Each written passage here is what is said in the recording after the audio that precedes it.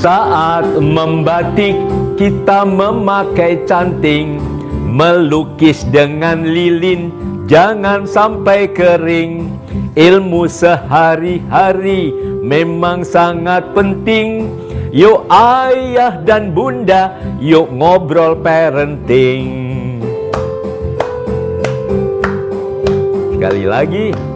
Saat membatik kita memakai canting, melukis dengan lilin jangan sampai kering. Ilmu sehari-hari memang sangat penting. Yuk ayah dan bunda, yuk ngobrol parenting. Yuk ayah dan bunda, yuk ngobrol parenting. Berasa kayak zaman aku kecil di TPS ya. Iya, dulu zamannya Kak Seto, sekarang Kek Seto. Kak Seto, nggak bisa jadi kek rasanya. Ya, baik sahabat, tamu saya saat ini seorang yang luar biasa, Kak Novita Tandri. Doyan masak, doyan mengasuh, dan doyan angkat beban, dan calon oma. Wow. Kapan kira-kira lahir cucunya? Insya Allah itu Desember, Kak Seto. Desember? Oh, sama dengan cucu saya juga yang ketiga. Ya, Kak Seto ya. Ya, satu pertanyaan yang sering diajukan kepada saya adalah bagaimana menyiasati kesibukan mencari nafkah, tapi juga hadir untuk anak. Nah, ini gimana nih resepnya, Kak Novita? Ya, kayaknya belajar dari Kak Seto muda. Kayaknya sih, kalau di Kung Fu Panda ada yang namanya Master Shifu kan. Nah, Master Shifu saya itu Kak Seto. Jadi sebenarnya karena anak adalah anugerah kali Kak Seto ya. Betul, betul. Nah, kita sama-sama tahu sebagai seorang psikolog anak, masa tahu teorinya nggak prakteknya. Prakteknya harus ya. Jadi memang sesibuk apapun, prioritas utama tetap anak sendiri. Betul, betul. Ya, sering ada kata-kata bijak bahwa momen harian yang paling penting bagi orang tua itu untuk hadir di hati anak itu pada saat anak bangun tidur, lalu pada saat anak berangkat ke sekolah, juga pulang sekolah, dan pada saat mau tidur. Ya. Nah, gimana pengalaman Kak Novita untuk masalah ini?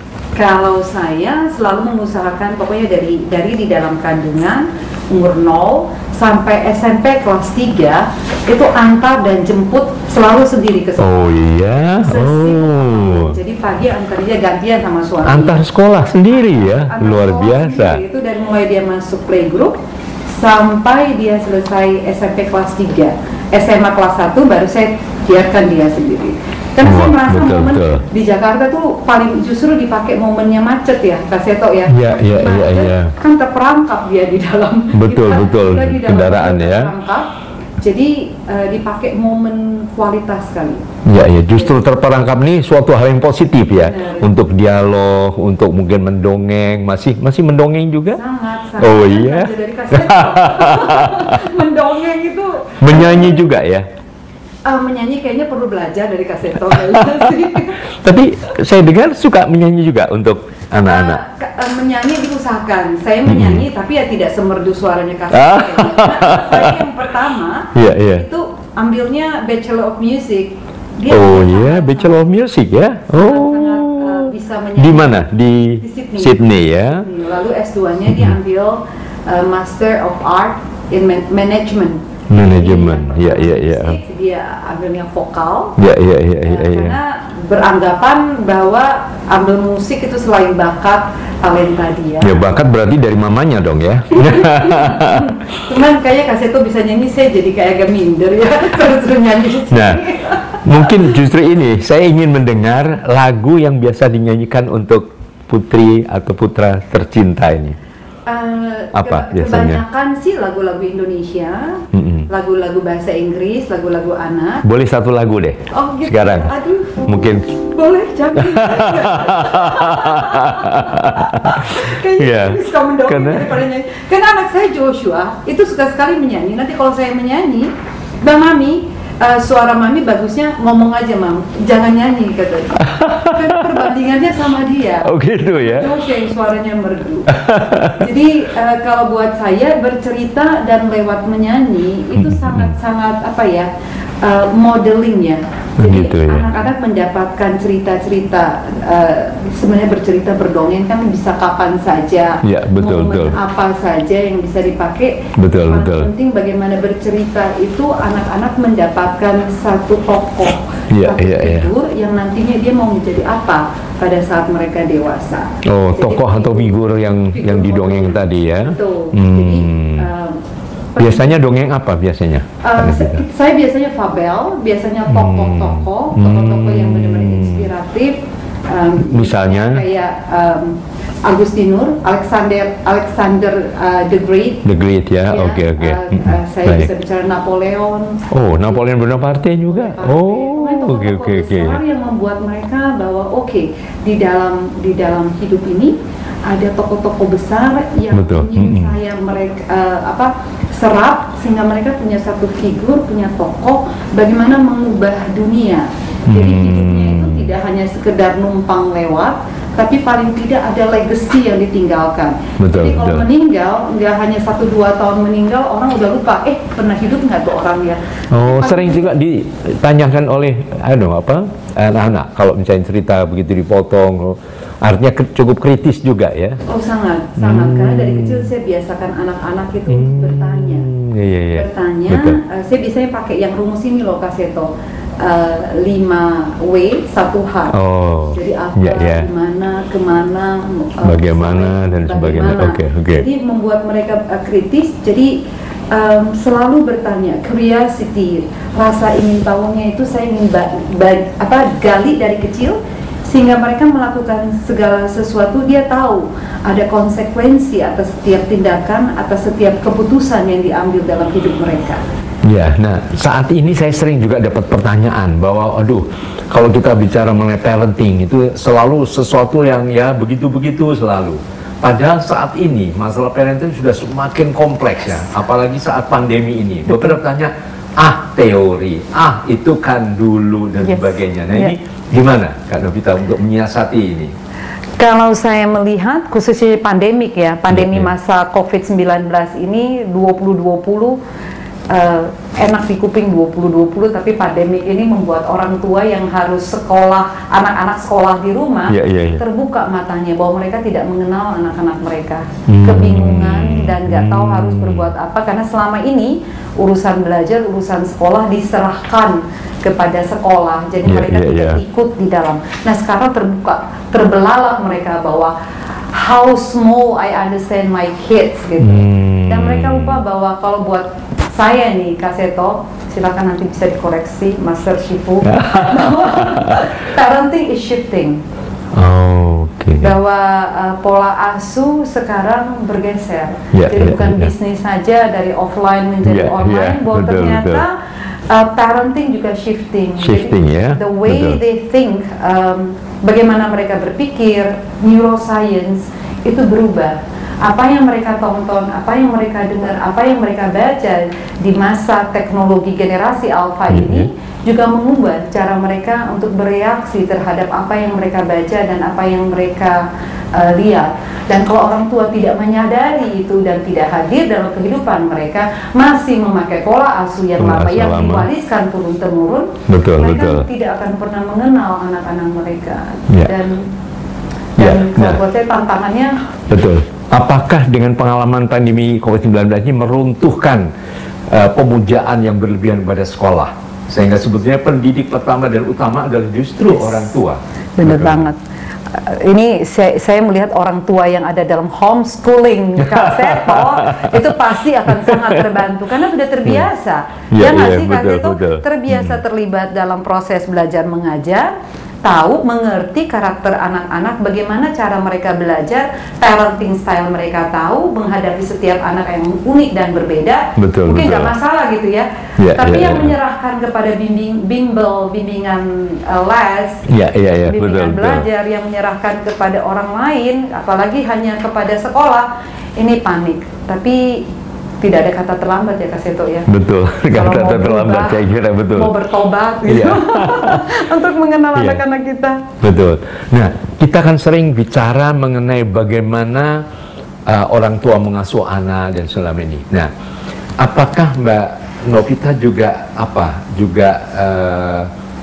punya semacam kiatnya bagaimana agar orang tua tidak memangsa anak-anak sendiri? Kita tahu sekarang ini COVID-19 ini kekerasan seksual terhadap anak meningkat, dan kadang-kadang pelakunya adalah orang terdekat dan kadang-kadang orang tua sendiri. Bagaimana ini kita menyiasati hal ini? Kalau buat saya, setiap orang seperti Kak Seto selalu bicara ya, yang mengingatkan setiap kita. Kalau kita semua menjadi panwas, ya nggak sih? Menjadi pengawas gitu daripada anak-anak kita dan ikut terlibat esensi sebenarnya menjadi orang tua. Apa sih esensi kita? Apa motivasi kita menjadi orang tua? Karena setiap tindakan, setiap apa yang kita lakukan di dalam hidup kan ada triggernya, ada motivasinya, dorongan itu yang sebenarnya harus ditanyakan kepada setiap kita. Apa makna anak di dalam kehidupan kita? Kalau kita menganggap anak sebagai amanah, anak sebagai anugerah, kita akan gentar harusnya bahwa apapun yang kita kita modelingkan ke dalam kehidupan anak-anak kita ini, apalagi kalau kita bicara usia 0 sampai 7 tahun, absorbent mind ya, masa penyerapan Kak Seto. Mereka menyerap segala sesuatu dan itu tanpa filter. Jadi harusnya gentar sih, harusnya merasa bahwa oke, setiap perkataan saya, tindakan saya, apapun yang saya lakukan, saya akan diserap oleh anak-anak ini, akan menjadikan dia siapa dia kelak. Jadi berarti juga harus ada semacam kontrol juga ya, tadi panwas ya, pengawas. Jadi panwas, bener. Harus betul, juga kalau kita bicara kekerasan seksual, selain tadi anak-anak adalah esensi kita, motivasi kita mempunyai anak, bukan karena sudah terlanjur gitu ya, punya anak dibesarkan dan dianggap sebagai sebagai objek, bukan sebagai manusia yang harus dijaga dengan undang-undang perlindungan anak. Orang tua tidak akan punya tanggung jawab untuk melindungi. Jadi kekerasan ini bisa terjadi baik secara fisik maupun secara psikologis juga. Verbal, ya Kak Seto. Betul. Kalau kita bicara tentang bullying mungkin jadi panjang nanti. Betul. Kalau bicara mengenai ini biasa hubungan antara ayah dengan anak perempuan ya.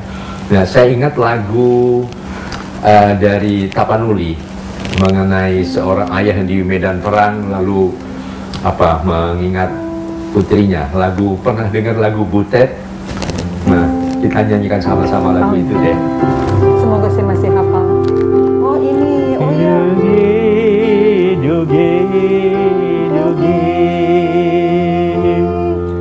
Butet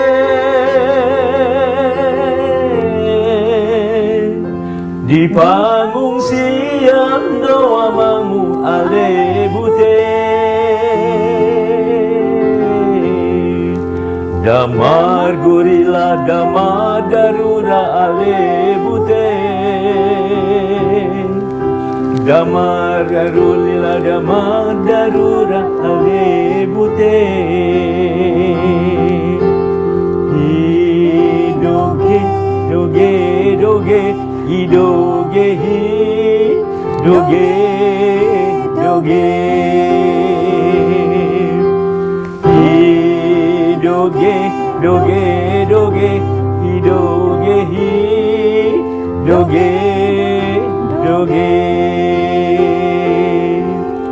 Butet.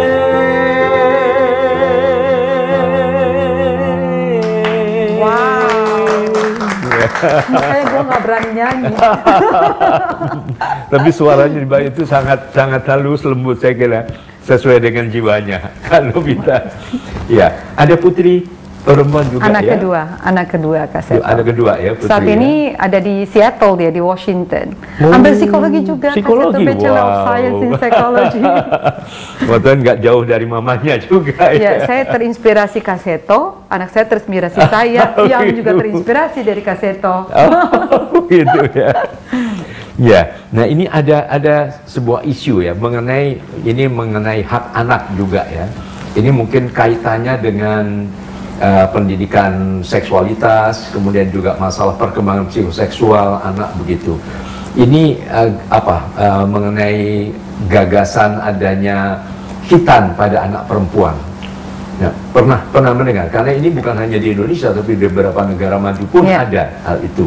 Yang intinya mungkin tidak supaya meredam dorongan-dorongan seksual pada perempuan, soalnya bukan haknya, bukan bidangnya dan sebagainya. Ini pendapat Kak Novita gimana?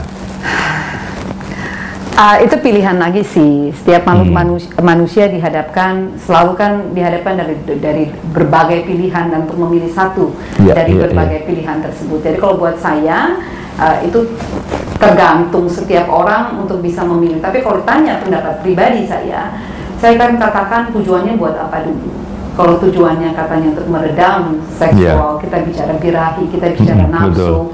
Buat saya kurang setuju ya kalau tujuannya untuk karena bicara kekerasan seksual, pelecehan seksual bukan hanya sekedar datang dari birahi atau nafsu, eros kita bicara, tapi datang dari pikiran. Jadi lebih dari pikiran itu ya, bukan sekedar pada dorongan-dorongan itu saja. Saya nggak percaya itu, karena pikiran yang mendorong manusia untuk mengambil keputusan. Jadi kalau buat saya kejahatan terjadi karena tidak adanya pengetahuan dan modeling akan hal yang baik. Karena tidak ada modeling itu, kejahatan itu bisa terjadi. Termasuk kalau kita bicara tentang kejahatan dalam seks gitu. Jadi kalau buat saya semua datang dari sini. Gak usah pusing-pusing bicarain tentang hal-hal yang sebenarnya tidak harus, fokus kepada hal-hal yang jauh lebih penting. Karena dalam hidup itu ada prioritas. Prioritas dalam hidup yang yang tidak penting jangan dijadikan yang terutama. Memprioritaskan kalau buat saya menjadi pilihan buat setiap kita. Jadi kok saya secara pribadi kurang setuju. Nah sekarang ini juga banyak kasus-kasus pada remaja yang tergolong anak ya, yang kemudian melakukan hubungan seks dan sebagainya itu. Kalau menurut pendapat Kak Novita, seks yang sehat itu gimana? Kebetulan saya mendidik dua anak saya. Kalau kita bicara yang pertama, Joshua, dia pacaran itu sejak usia 16 tahun. Jadi kita izinkan anak-anak untuk bisa berpacaran. Dan ini kan semua masih tergantung ya pilihan dalam setiap keluarga. Tapi kalau buat saya, anak-anak kita izinkan berpacaran, tapi pacaran yang sehat. Jadi dia pertama kali berpacaran yang sehat, yang menghargai perempuan. Dan dia punya pacar yang namanya Audrey, dan mereka pacaran 8 tahun, menikah baru tahun yang lalu di bulan Agustus. Dan mereka menjaga pernikahan yang suci. Jadi ada malam pertama. Jadi benar-benar mereka dengan menjaga pernikahan yang suci, di malam pertama itu bersama-sama baru melakukan hubungan suami istri di malam pertama. Kenapa saya begitu begitu menentang kalau orang tua bilang bahwa jangan pacaran dulu, tunggu sampai kamu selesai kuliah. Karena kita selalu mengajarkan bahwa pacaran yang tidak sehat, pacaran yang harus ke arahnya nafsu. Kalau buat saya pacaran itu mengajarkan anak untuk mengenal karakter orang di luar keluarga dekat kamu, di luar teman-teman dekat kamu. Dengan berpacaran, kamu belajar bagaimana mengatasi konflik, mengatasi perselisihan, bagaimana mencari solusi, bagaimana supaya bisa win-win solution. Jadi ada penyesuaian lah masing-masing ya. Jadi justru itu satu keterampilan hidup kalau buat saya. Betul. Daripada dia pacaran, lalu harus menikah, lalu baru mengenal setelah itu. Tapi bukan berarti pacaran lalu mengikuti hawa nafsu. Bagaimana pacaran yang sehat, yang menjaga kesucian masing-masing, sehingga di malam pertama, di hari menikah baru mereka melakukan hubungan yang disebut dengan hubungan seks. Pentingnya lembaga perkawinan tadi ya. Betul. Itu yang paling utama ya. Dan kalau buat saya mengajarkan pendidikan seks penting sekali sejak dini sehingga anak-anak tahu rambu-rambunya.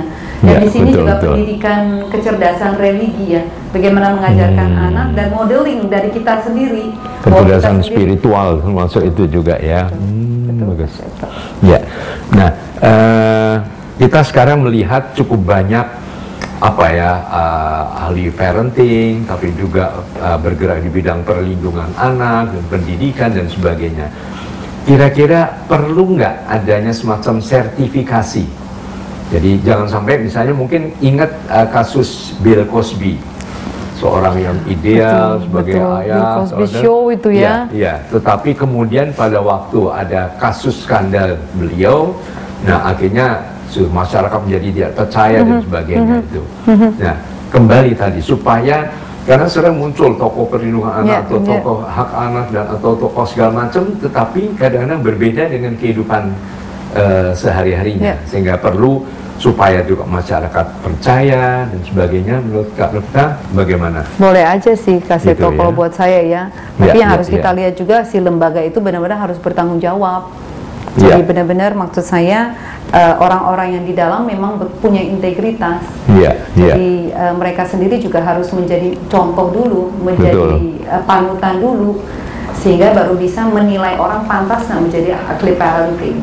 Jadi lembaganya juga lembaga terpercaya ya. Harus punya integritas yang bisa dipercaya, bahwa orang-orang di dalam yang memberikan keputusan untuk bisa memberikan sertifikasi itu sendiri pun harus benar-benar bisa mencontohkan sebagai karena pernah ada kasus di Lampung Timur kalau nggak salah waktu itu. Jadi seorang dari lembaga yang bahkan dari unsur pemerintah iya saya dengar itu tetapi justru melakukan yang menjadi kepala lagi saat itu ya. Itu sambil minum dulu kalau udah monggo. Terima kasih. Sekedar teh hangat saja. Yes.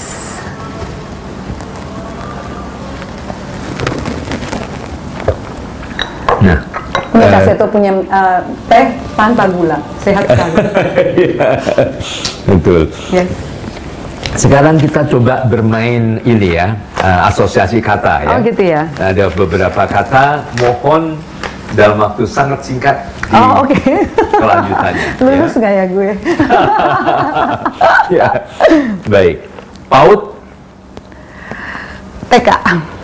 Raden Mas Suwardi Suryaningrat. Ahli pendidikan. Perceraian. Masih tabu. Psikopat. Gila. Sarijah Nung. Pas. Susu formula. ASI. Simbol padi dan kapas. Sila ketiga ya. Ria Jenaka. Ria Jenaka. Kok ingatnya Kaseto ya? Nada pentatonik. Penta 8, pokoknya. Lubang buaya. Pahlawan revolusi. 27 dibagi 3. I Gusti Ayu Bintang Darmawati. Itu menteri. Sulawesi Tenggara. Kendari. K13. K13 itu apa ya? Apuse Kokondau. Itu lagu dari Papua. Oke, mudah-mudahan. Oke, kita bahas nih. Ya, kalau PAUD singkatan dari Pendidikan Anak Usia Dini. Nah, Raden Mas Suwardi Suryaningrat itu siapa nama populernya? Tadi sudah betul pendidikan ya. Ini Ki Hajar Dewantara. Iya, betul. Kemudian Sarijah Nung. Pernah nggak mendengar lo? Pernah dengar, tapi pas nih, lupa lo. Batik, penyiar, pencipta lagu. Iya. Yang lagunya Lili. Oh iya, benar-benar itu dihafal waktu kecil itu, Kaseto. Ibu Sud, ya? Ibu Sud, okay. OMG, Ibu Sud. Simbol padi dan kapas adalah sila kelima ya? Baik. Ria Jenaka. Pernah ingat TVRI ya? Ini kayaknya Pak Ateng, Iska. Iya. Itu komedi punakawan di TVRI itu ya. Baik. Nada pentatonik. nada 5 ya. Yang di piano itu? Iya. Warna apa? Nggak main piano soalnya kaset itu. Bukannya cinta musik klasik? Aduh iya, betul. Iya. Tapi nggak bisa main piano. Aduh ini gawat ini. Anak-anak saya semuanya bisa. Oh itu ya, baik. I Gusti Ayu Bintang Darmawati, menteri apa? Menteri yang baru ini. Ya. Peranan perempuan, Pemberdayaan perempuan dan perlindungan anak. Perlindungan anak PPA. Kalau Sulawesi Tenggara udah pasti. Lahirnya, kota kelahiran itu. Ya. K13 itu kurikulum. Oh, tahun 2013. Ya. Yang tugas adminnya bikin lelah guru-guru. Benar. 2013 terus kembali ke 2006. Betul. Apuse. Nah, kita nyanyi lagu itu. Oke. Ya Rabbe. Yes.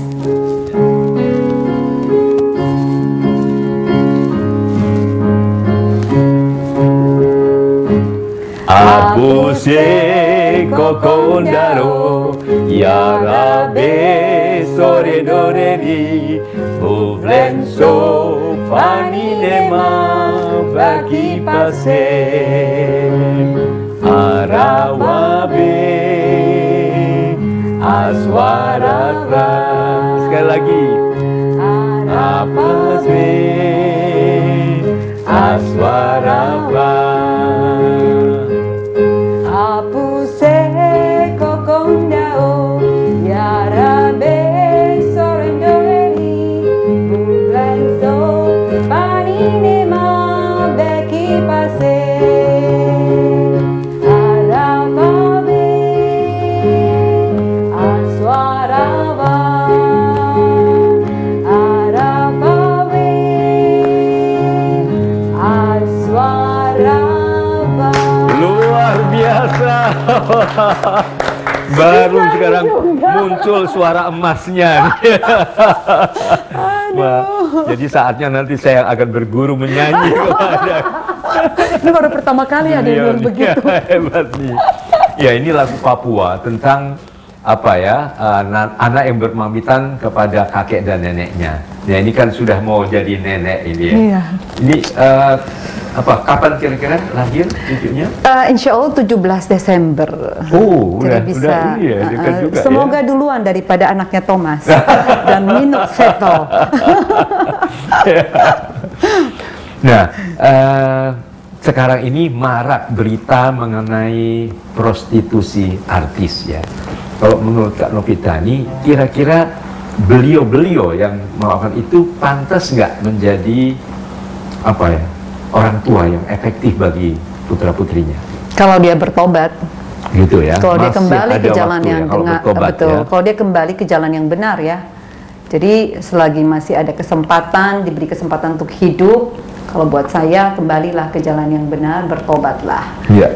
Karena biar bagaimanapun kita kalau menjadi orang tua harus menjadi contoh, harus ada modeling. Iya, Bagaimana betul. kalau modeling dari orang tua saja tidak ada, kelihatannya kok lebih sulit ya. Modeling ya paling penting itu ya. Jadi jangan hanya banyak bicara, tapi justru tidak ada contoh yang konkret ya. Walk the talk ya. Betul. Aduh. Ya, ada berita juga mengenai pasangan homoseksual yang mengangkat anak. Nah, pandangan Kak Novita gimana nih? Ini satu tema sebenarnya, topik yang luar biasa ya, yang kalau kita lihat dengan adanya teknologi ya Kak. Luar biasa ini topik ini ya. Ini luar biasa ini. Betul. Karena saya juga menghandle banyak sekali yang LGBT, kalau bicara bukan LGBT lagi ya, Betul. Q di belakang. Saya tidak berani untuk menghakimi karena kalau dulu mungkin saya lebih sangat-sangat bisa kep, tapi begitu sekarang masuk di dalam dan melihat banyak sekali juga teman-teman yang konseling ini datang dari kekerasan seksual, pelecehan seksual. Dan mereka juga korban gitu. Mereka juga korban dan tidak pernah diungkapkan. Jadi kalau buat saya mesti dilihat juga kali ya kasusnya satu persatu. Betul. Apa penyebabnya? Ini karena mereka ikut-ikutan saja kah? Atau karena mereka memang mengalami pelecehan seksual dan tidak ada terapi, tidak ada konseling, dan biasanya diam lalu berteman cenderung untuk berteman dengan orang yang punya pengalaman yang sama, lalu tidak ada orang yang pernah bisa membalikkan mereka ke jalan yang seharusnya. Jadi kalau buat saya ini sangat-sangat apa ya, individual begitu. Bisa dikatakan karena kasusnya berbeda-beda. Menurut Kak Seto sendiri bagaimana? Ya, kan? Saya bertanya kepada ininya. Saya ingat dulu kami juga menyampaikan kepada Pak Presiden waktu itu dari LPI, Lembaga Penyuluhan Indonesia, mendiskusikan bahwa mengenai masalah LGBT ini, dan kelihatannya juga ada kesamaan ya, artinya baik pemerintah maupun DPR juga sangat tidak menghendaki hal ini muncul pada anak-anak. Nah, sebagai contoh ini saya ingat waktu itu ada fotonya waktu kami menghadap Presiden Jokowi begitu. Kok saya nggak diajak ya Kak Seto ya? Harusnya kan saya duduknya sebelah sini. Atau sebelah sini. Oh, sebelahnya, betul seberang ya. Itu ngelunjak namanya kalau begitu. Iya, jadi intinya memang tadi dikatakan bahwa tadi kalau ada korban dan tidak mendapatkan treatment psikologis atau terapi, itu memang mengarah ke menjadi apa ya, peniru juga ya. Betul, biasanya kan kalau kita tahu yang menjadi korban justru kalau tidak ada konseling, tidak ada terapi, mereka cenderung untuk menjadi pelaku. Betul. Akan jadi kalau ada kasus jangan hanya pada pelakunya yang dihukum dan sebagainya, tapi korbannya juga harus mendapatkan treatment. Ya? Dan ini biasanya hanya heboh di media ya, 2-3 hari setelah itu tenggelam, lalu yang menjadi korban dibiarkan saja. Dan ini kan butuh, itu yang penting ya. Jadi bagaimana pendampingannya, siapa yang mendampingi? Ada pendampingan pun harus orang yang jelas, yang memang punya pengalaman untuk pendampingan orang-orang yang mengalami kekerasan seksual. Jadi nggak bisa main ahli tapi ahli ekspertis. Jadi yang pernah mengalami juga, tapi sudah mendapatkan terapi dan sudah sadar begitu.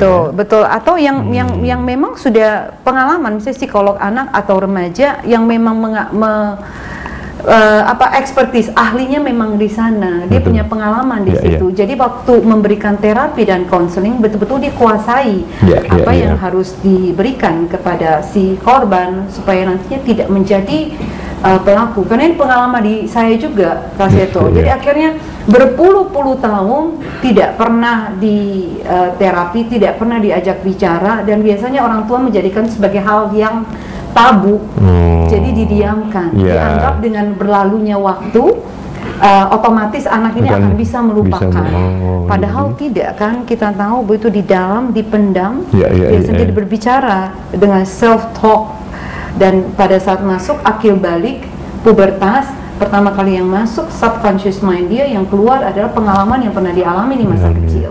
Jadi jangan ada pembiaran, itu yang paling penting ya. Pendampingan nih loh Kak Seto. Pendampingan. Mungkin kita serukan selain kepada LPI, kepada HIMSI, Himpunan Psikologi Indonesia, sebenarnya aktif, kemudian bekerja sama dengan LPAI, KPAI dan sebagainya. Artinya supaya peran psikolog ini juga diberdayakan lah. Setuju. Untuk bisa mengatasi kasus Setuju ini. sekali Kak Seto. Nah, salah satunya nanti yang bersuara Kak Novita. Saya nanti ngekor Kak Seto aja. Nah, ini juga sering jadi bahan pertanyaan yang disampaikan kami ke LPA juga, bahwa kadang-kadang anak trauma atau shock begitu melihat ayah bundanya yang sedang bercinta begitu. Nah, bagaimana ini? Apa yang bisa dianjurkan kepada para orang tua dan sebagainya? Karena ini mengganggu perkembangan psikoseksual dari anak ya. Pastinya, tapi juga keterbatasan ya Kak Seto, kalau kita melihat rumah-rumah yang sempit-sempit, ya nggak sih, yang memang tidak ada sekat, tidak ada partisi yang membuat mereka harus mau tidak mau, dan itu banyak sekali loh. Jangan bicara jauh-jauh ya, di Jakarta kita bisa lihat dalam perkampungan, dalam kos-kosan yang kecil-kecil itu mereka cuma hidup dengan 12 meter persegi, dengan anak, bahkan dengan ayahnya, dengan kakek, satu rumah tinggal. Kalau buat saya, kalau sampai, ini kalau sudah seperti ini kan bukan mereka mau, tapi karena memang ketidakmampuan secara finansial untuk bisa punya kehidupan lebih layak. Tapi kalau punya, kita bicara yang layak gitu kan, biasanya katanya lebih nyaman kalau bisa ngumpul. Kalau layak dan bisa, dari kecil kalau bisa sudah dipisahkan, karena anak tidak bisa melihat itu sebagai sesuatu hubungan cinta buat orang tuanya, tapi bukan cinta kepada anaknya. Anaknya malah dipikir sedang menyakiti ibunya atau sedang menyakiti ayahnya. Jadi dengan pemahaman anak-anak berpikir secara konkret, mereka tidak berpikir secara abstrak. Konkret yang dilihat, kenapa ditindih misalnya gitu ya. Ini kok menyakiti ibu saya. Jadi kalau buat saya, ini kalau bisa sejak kecil mulai dipisahkan. Ya, apalagi kalau rumahnya RSSSSSS itu. Betul. Rumah sangat sempit sekali, sumpek dan sebagainya ya. Benar, sangat prihatin kalau sudah sampai begitu ya. Pernah dulu juga ada lagu yang anak bingung karena papa ciumin mama terus. Pernah ingat nggak dulu lagu yang Idi Papa Genit? Ada ya, coba ya. Oh iya. Idi Papa Genit suka ciumin mama, aku jadi iri, ingin dicium juga. Cium pipi yang kiri, cium pipi yang kanan, aku menjadi senang, cium sekali lagi. Ini kalau nggak salah dulu lagunya putrinya Pak Roma Irama kalau nggak salah ya. Iya. Baik. Nah, mungkin juga pernah dengar istilah atau ungkapan like father, like son. Nah, ini bagaimana tinjauannya? Kalau artinya kalau seorang pemusik, nah putra-putrinya pemusik, penyanyi juga, olahraga juga. Tapi kalau kemudian seorang wali kota misalnya, kemudian putranya juga jadi wali kota atau bupati, dan juga gubernur, jadi ikut, dan itu kondisi semacam ini gimana menurut Kak Novita? Ya kayak an apple doesn't fall from, far from its tree katanya, nggak jauh dari pohonnya katanya. Kalau buat saya ya gitu, masuk lagi mungkin ya versus nature versus nurture gitu, nurture nurture katanya 30% dan 70% dengan nurturnya. Kalau buat saya kayak saya nih, saya seorang psikolog, anak saya menjadi seorang psikolog.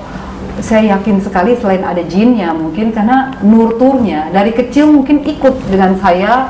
Lingkungan tadi ya, pada saat mengajar, pada saat bekerja, saya bawa kemanapun mau tidak mau tanpa disadari, quote and quote kita cuci otak dia gitu bahwa ini loh yang baik. Oh, saya berbagi kepada orang lain dan melihat bagaimana ada keindahan di balik situ, bagaimana saya menikmati pekerjaan saya, bagaimana mungkin saya bisa jadi berkat buat orang lain.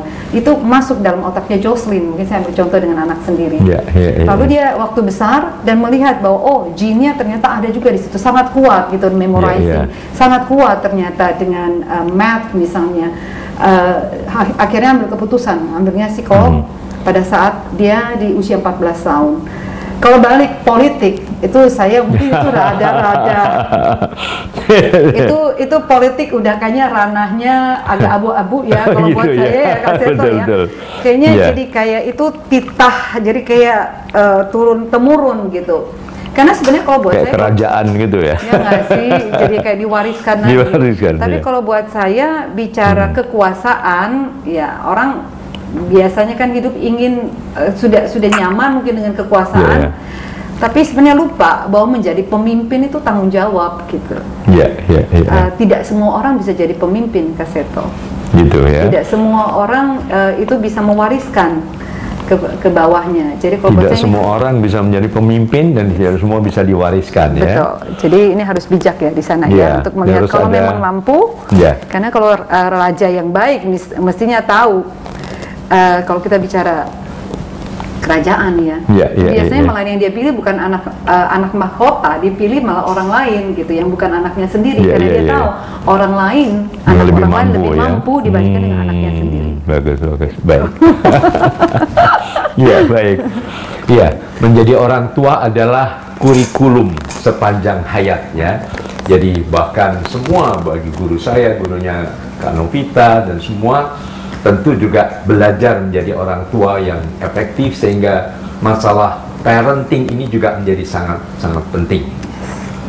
Semua tentu dengan kekuatan cinta. Yes. CINTA. Karena anak-anak katanya mengeja kata cinta dengan WAKTU. Waktu katanya. Oh. Harus ada waktu baru ada cinta. Baru Gimana ada cinta cinta kalau nggak ada waktu? Betul, betul. Baik, sekarang saya tutup dengan lagu berikut ini. Yes. Ya. Aku suka nyanyi terus. Ikut nyanyi juga dong, Kak Novita. Iya.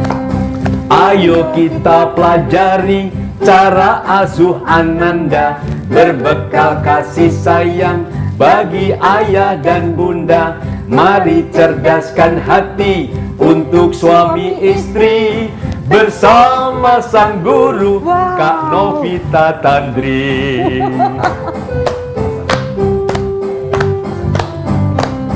Ayo kita pelajari cara asuh Ananda, berbekal kasih sayang bagi ayah dan bunda. Mari cerdaskan hati untuk suami istri, bersama sang guru Kak Novita Tandri. Bersama sang guru Kak Novita Tandri. Luar biasa. Terima kasih. Terima kasih.